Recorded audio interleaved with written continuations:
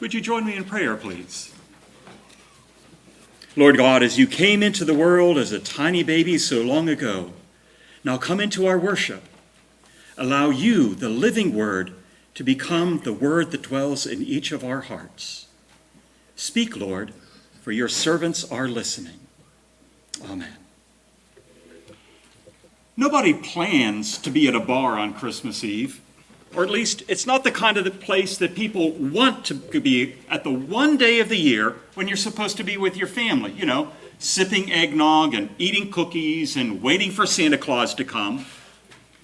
But Clem didn't like eggnog. And his doctor told him to cut down on sweets. And Santa Claus was never going to come to his house. So he pulled his truck into Joey's Tavern and found a spot to park. As he got out, he pulled his hat down a little more securely to protect him from the chilly rain, and he stuck his hand in his pocket. Yep, it was still there. He swung the door open and walked into the comfortably warm, dimly lit room. The bartender looked up and said, "How you doing tonight, Clem?" as he settled onto a stool at the far end of the bar. She was wearing a Santa hat, and the reindeer on her sweater had a nose that was blinking red. The place was emptier than usual, but there were still about a half dozen people scattered around the room at the tables and booths, and 2 or 3 other people at the bar. Clem forced a smile on his face as he said, "Miller Lite, Judy, thanks." He unzipped his jacket and felt in his pocket again. Still there.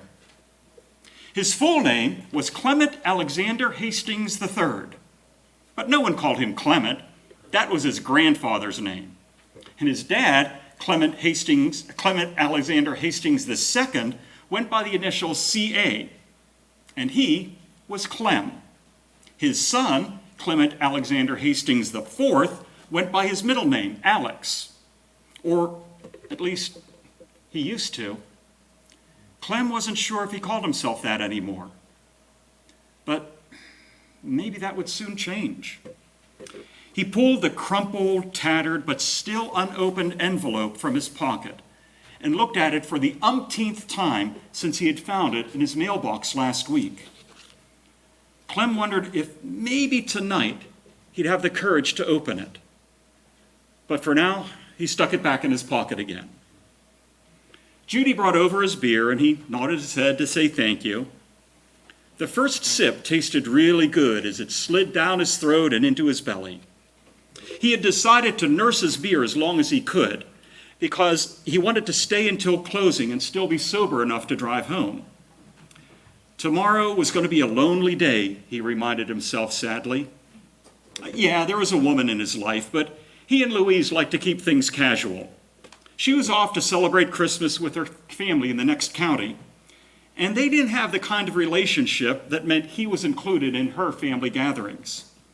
So, when the bar was going to shut down, he would drive back home to be by himself. Now, Clem used to have a family. He had been married, had a little boy. As an over-the-road trucker, he was usually home only 1 or 2 nights a week.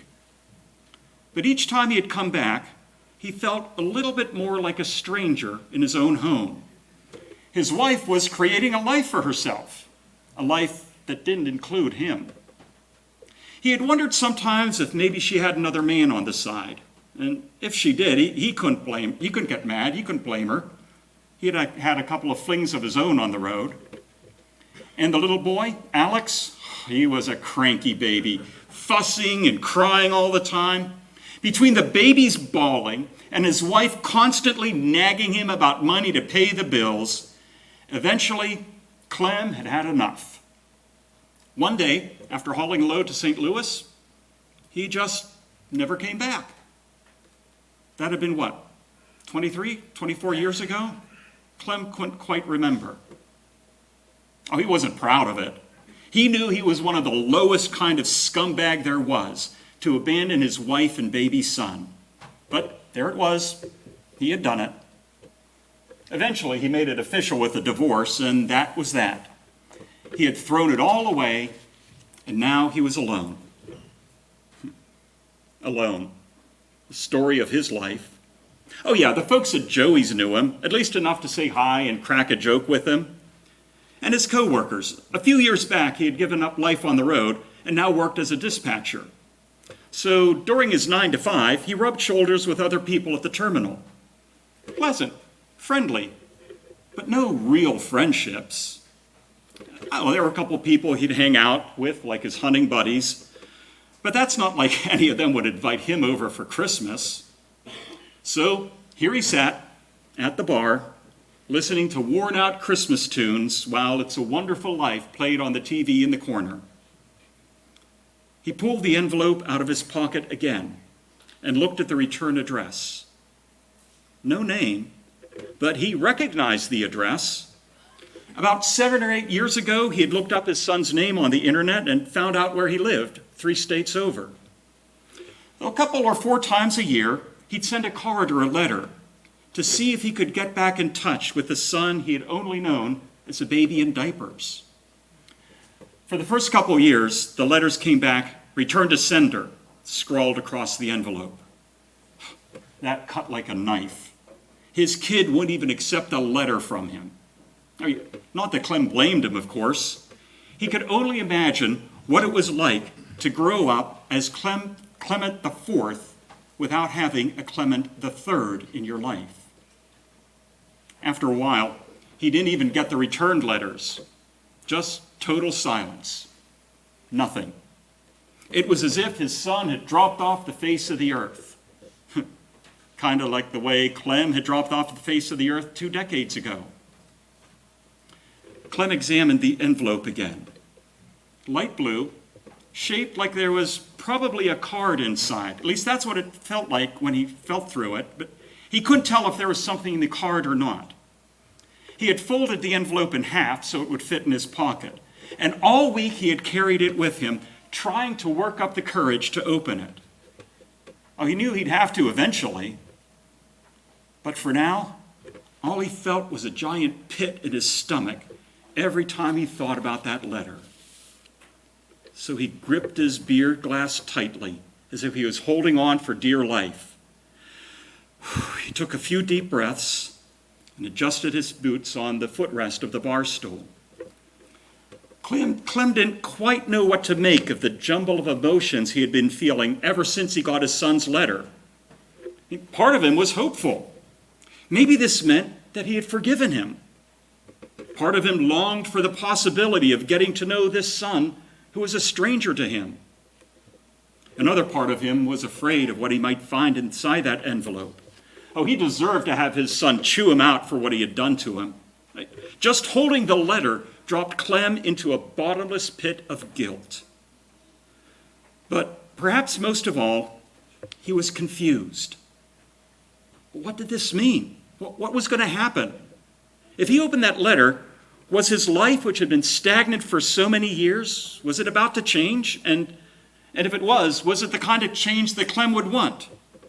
Or just a load of judgment and shame heaped on him to add to the judgment and shame he was already piling on himself? "Hey, Clem!" He was startled out of his dark thoughts and looked up. It was Billy, one of the other dispatchers from work. The two of them had shot a couple of games of pool together, and they'd thrown their lines into the creek during fishing season together. Clem supposed that if there was anyone he might possibly consider to be a friend, Billy was probably about as close as it got. "What you doing here, Clem?" Billy asked with a smile. "Thought you'd be off celebrating somewhere." "I am," Clem chuckled as he lifted up his beer. "Doesn't this count as celebrating? But what about you? Don't you have family to get home to?" "Yeah," Billy said as he leaned against the bar. "I just stopped by to get some takeout before they close down the grill. The big holiday feast is tomorrow, so I'm just picking up some wings to tide us over till then." He glanced down at the envelope in Clem's hand. "What's that? Christmas card you're afraid to open?" Clem felt a giant lump swell up in his throat. Yeah, something like that," he mumbled, trying to keep his voice from breaking. The cheerful, jolly expression on Billy's face morphed instantly into concern. "Hey, buddy, what's up? Want to talk about it?" Not here," Clem stammered. He used his head to point to an empty booth in the back corner of the room. The two men got up from the bar and went over to it, a quiet spot where no one would be able to hear them. And they sat down, Clem gripping the letter in one hand and his beer in the other, and Billy with a puzzled but caring look in his eye. "So what's got you so choked up, Clem?" he asked. Clem stared at the table in front of him, afraid to look up. "Did I ever tell you I have a son?" he asked. "Uh-uh," Billy softly replied. "What about him?" Clem took in a deep breath. He hadn't told his story to many people, but maybe he could let Billy in on his ugly, dirty past. Gradually, with lots of pauses and hesitation, he worked his way through the story. The strained marriage, the decision to leave, the guilt, wondering about his son, the returned letters, and now this, a card from his son. As he talked, he'd glance up every now and then to see how Billy was reacting. Is he disgusted with me? Is he going to judge me? Is he going to tell me what a lousy so-and-so I am? But with each glance, he could see that Billy was following him, listening intently. Finally, he ended by asking his friend, "So what do you think? Should I open it?" Billy thought for a moment. Well, which is worse, not knowing or the fear of what it might say? Clem looked down at his beer. I want to know what's in there, but I'm not sure I'm ready yet. After a long pause, Billy looked Clem in the eye. Well, while we're spilling our guts tonight, maybe I can tell you something about me. You know I go to church, right? Clem nodded. He remembered Billy mentioning his church every now and then. I go to church because there I find what I can't find anywhere else. I don't know what to call it. Maybe peace or hope. Like everything's going to be okay because I can count on God. He paused. I don't want to sound all holy roller on you. Clem nodded. No, that's okay. After a moment, Billy went on. You know, we have a Christmas Eve service at our church in about an hour. Do you want to come? See if maybe that'll help? Clem shook his head. Nah, you wouldn't want me there. Christmas is for happy people. You know, deck the halls and joy to the world and all that. You wouldn't want a sad sack like me at your church. I'd ruin the mood. Billy replied with a smile. No, this is what Christmas is all about. It's about God being here when we're hurting.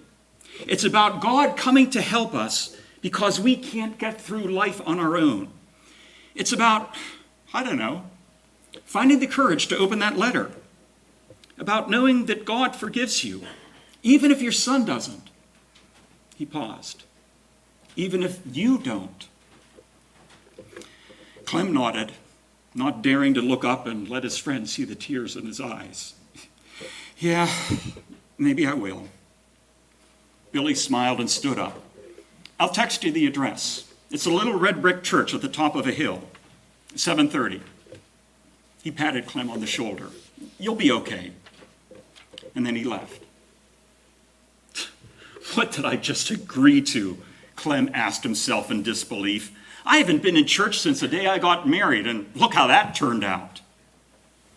But in a moment, he felt his phone buzz in his pocket, and he looked. Billy had sent him the directions. For the next half hour, Clem sat alone in the booth in the back corner of Joey's Tavern. Now he had two decisions to make. Open the letter or not. Go to church or not. What good would church do me, he thought. I'm not like Billy. Then he thought a little bit more. But I guess it couldn't hurt. I mean, it's not like my night could get any worse. He got up and went to the register to settle his tab. Merry Christmas, Clem, Judy smiled as he walked toward the door. Without turning around, he just waved at her in reply. Once outside, Clem noticed that the rain had stopped and the clouds had cleared. He paused for just a moment to look at the stars. Were they always this bright, he wondered? I never really noticed before. Then he got in his truck, plugged Billy's directions in his GPS, and headed toward the church. It was a little harder to find a parking spot at the church than it had been at Joey's, but Clem managed to get one. As he got out of his truck, he suddenly became self-conscious. Everyone else was walking to church in their fancy Christmas outfits, but here he was. Work boots, stained hoodie, faded old jeans. Awkwardly, he took off his hat and tried to smooth down his hair. But the other people going to church just smiled at him. They didn't seem to care what he was wearing. When he got into the church, Clem looked around to see if he could find Billy. But after a few moments, he found a seat at the end of a pew beside an elderly couple who seemed to know everyone in the place. They smiled at him, shook hands, and introduced themselves. "Clem Hastings," he replied. "Pleased to meet you." Then he fumbled through the church bulletin, trying to figure out what he was supposed to do. Once the service started, though, he began to feel a little bit more comfortable. A couple people lit some candles, the preacher said something, and then everyone began to sing one of those Christmas songs that have been playing ever since Thanksgiving. "Hark the Herald Angels Sing." Then some other people got up and read from the Bible. It was a Christmas story. Mary and Joseph going to Bethlehem, the angel telling the shepherds where to find the newborn baby. Clem knew about the story, of course. Didn't everyone? But he wasn't sure if he'd ever heard it read from the Bible before. So far, so good, Clem thought to himself. Then the choir got up to sing. And it seemed like their song was just for him. The heart longs for a little bit of hope. Clem felt the envelope in his pocket again. Could he dare to maybe have a little bit of hope for what was in it? The child prays for peace on earth. Well, Clem wasn't sure about peace on earth, but he suddenly realized that without knowing it, he had been praying for peace for himself, for calm, for assurance, for his agitation and anxiety to dissolve. She's calling out from a sea of hurt. Well, that's me, Clem thought to himself. I've been drowning in this sea of hurt for years. But there was a word in that song he didn't recognize. Emmanuel, something like that. When the song was over, he glanced over at the old woman beside him. She looked back and gave him a warm smile, so he decided to go for it. He whispered, "Do you know what the word Emmanuel is that they just sang about?"